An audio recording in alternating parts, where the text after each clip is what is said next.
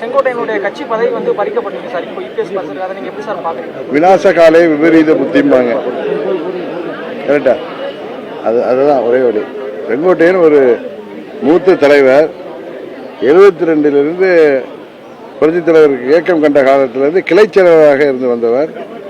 77 தொடர்ந்து சட்டமன்ற உறுப்பினராக புரட்சித் தலைவர் காலத்தில் மாவட்ட கழக செயலாளராக இருந்தவர். 87 புரட்சித் தலைவர் மறைவுக்கு பிறகு அம்மா அவர்கள் தலைமையேற்ற ஜேஎனியில் அப்பொழுது அமைச்சராக இருந்த அண்ணன் முத்துசாமி அவர்கள் கூட அந்த மாவட்டத்தில் 11 எம்எல்ஏக்கள்ல 4 பேர் தான் போனாங்க. இவர் கூட 7 பேர் இவரை சேர்ந்து அம்மா அணிக்கு வந்து அன்றிலிருந்து அம்மாவின் தொண்டராக இருந்தவர். எத்தனையோ ஏற்றத்தாழ்வுகளுக்கு பிறகும் அந்த காலகட்டங்களிலெல்லாம் விசுவாசத்தோடு அம்மாவின் தொண்டராக பணியாற்றியவர். அப்படி சிறந்த ஒரு மூத்த நிர்வாகியை அவர் அவரது கோரிக்கையான அம்மாவின் தொண்டர்கள் அனைவரும் ஒன்றிணைய வேண்டும் என்பது கட்சியை தாண்டி பொதுமக்கள் விரும்புகின்ற கோரிக்கை. அவரை பதவியிலிருந்து நீக்குவது